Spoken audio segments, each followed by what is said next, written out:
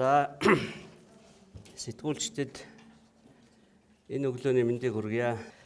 Энэ жилийн Чингис хааны одонг авах тухай зарлах гээд хэвлэн байгуул хийж байна.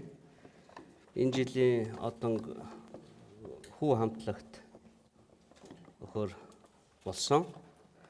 Тэгээ энэ жилийн нэг онцлог байгаа. 11 сарын 26 амралтын өдөр, 27 бас амралтын өдөр байгаа. Жил болгон болдог бүхэн барилдаан улсын хурлын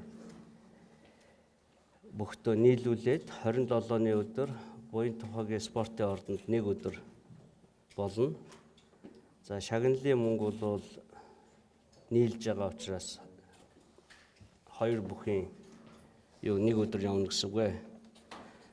За хүү хамтлаг энэ тухай танилцуулгыг та бүхэнд уншия. Тэгээд дараа нь би 27-ны өдөр болох арга хэмжээний талаар бас танилцуулга хийн.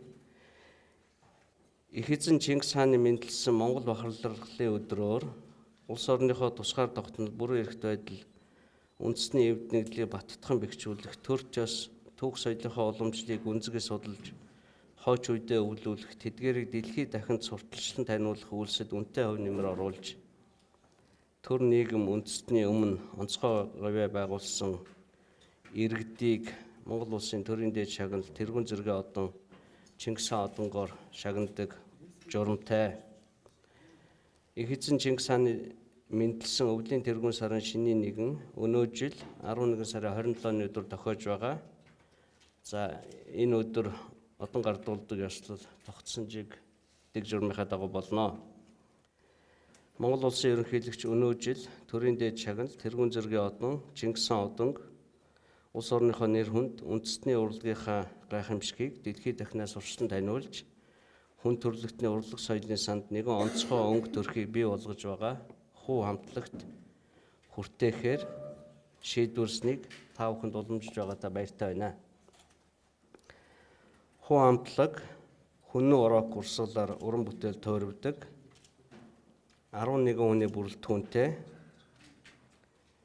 үүсгэн байгуулагч продюсер нь Монгол улсын гавьяа жүжигчин Даштондог, Надмид тулга менежер, Брэндон Прайсон менежер, Гал бадрах хамтлагийн ахлагч Аян морин хуур Хархираа хөөми, Ням Жанцсан төмөр хуур Цуур хөөми, Инх сайхан Гал морин хуур хөөми, Тэмүүлэн товшуур Од баяр бөмбөр, Жамбалдор соло гитар, Батхуу бас гитар, Өн мөнх Ингэрэг гэсэн 11 хүний бүрэлдэхүүнтэй үүсгэн байгуулагч продюсер Даштондог нь 2009 оноос эхлэн 9 жилийн турш энэхүү хамтлаг уран бүтээл хөгжмийн урсгал чиглэлийн санааг бодож боловсруулан судалсан байна. Тэрээр хүннүү урок урсгалын үндсэн дугуйлтыг гаргаж авах, хөг өнгийг шинээр зохиох, хамтлагийг бүрдүүлэх, тоглох арга барилыг сайжруулах, дуугаа бичих, дуулах хэв маягийг орчин үеийн рок хэлбэрт шилжүүлэх,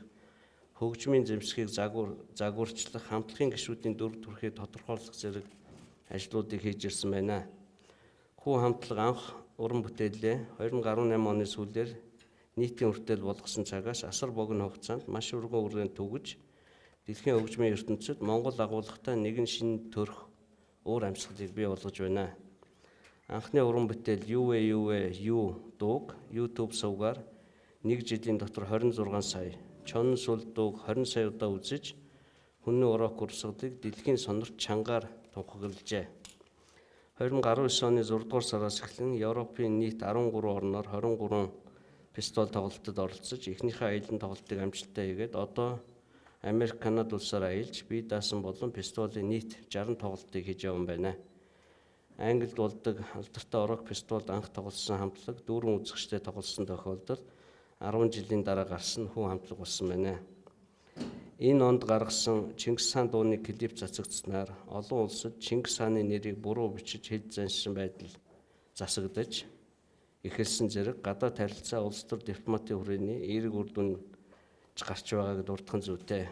Түүнчлэн Европ хийсэн аялан тоглолтын үеэр Монгол хүнд хандах тухайн улсын хүмүүсийн хандлага харьцаа илүү хүндэтгэлтэй элдэг найрсаг болж ирснийг Европын олон оронд сурч ажиллаж байгаа Монгол иргэд мань бахархаа ярьж байна.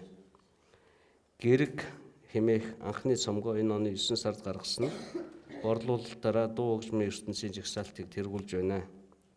Их эзэн Чингис хаан эзэнт гүрэн өвөг дээдсийнхаа суу алдар бахархал түүх хийгээд үндэсний уламжилт урлаг соёлынхаа арвин өвдөө тулгуурлан бий болгосон Хүннү урок хэмээх шинэ урсгалыг дэлхийд дахин сурчлан түгээж Монгол улс, Монгол хүний нэр хүндийг өндөрт өргөн гялалзаж яваа Монгол залуустаа баяр хүргээд талархал илэрхийлье. За энэ бол шагнал авах гэж байгаа танилцуулга.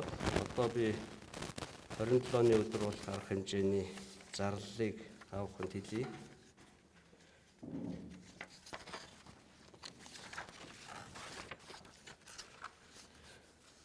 Хорины өдөр буюу 2 хоногийн дараа 5 гарагт 11 цаг 40 минутаас хөгжмийн зохиолч Чингис хаан одонд Хөдөлмөрийн баатар Шарав агсны алтан пензийг төрийн төвхийн мэзэд хадгалуулахаар хүлээлт өгөх ёслолно.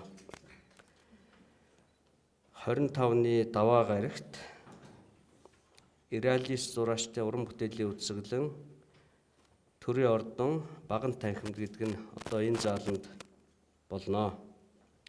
За жил болгон уламжил болгон зохиогддог Мөнх Тэнгэрийн бичиг 2019 хүүхдийн Монгол уран бичгийн үзэсгэлэн хүүхдийн урлан бүтээх төвд 15 цагаас 25-ны өдрийн болно. За 27-ны өдөр энэ зааланд хүмүүс их л цуглаад дээдлийн 9 хөлтөө зааланд ордог арга хэмжээ бол хуучин уламжлалынхаа дагуу болно. За 11 цаг 40 минутанд Монгол улсын төрийн дээд чагнал тэрүүн зэргийн Чингис хаан одон гардуулах ёслол эхэлнэ. 14 цагаас 27-ны өдрийн эзэн бог Чингис хаан бэнтсийн 857 жилийн улс тунгалсны 95 жилийн он баяр зориулсан Чансан өндөртөө хүчит 128 бүхийн барилдаан буян тухай спорт зохицуулалт болно. За иймэрхүү арга хэмжээнүүд болно. За улс тунгалсан гэж бидний ярьдаг өдөр бол улс тунгалсан өдөр биш юм аа. Бүгдээрээ буруу яриа суртсан. Анх удаа үндсэн хууль баталж хаант засаглалаас бүгд найрамд улсын хэлбэрт олсны баярын өдөр болохоос Монгол улс бол 2200 хэдэн жилийн турш улс байгаа. Тэгээ энэ буруу ойлголтоо засах бас нэг боломж энэ ойгоо тэмдэглэх өдөр байгаамаа. Тусгаар тогтнолоо сэргээ мандуулсны өдөр 1911 оны 12 сарын 29 бол мөн тэр өдөр мөн амралтын өдөр байдаг. Тэр бол одоо бидэнд хамгийн ойрхон 100 орчим жилийн өмнө тусгаар тогтнолоо сэргээ мандуулсны өдөр гэдэг нэртэй ийм өдөр байгаа.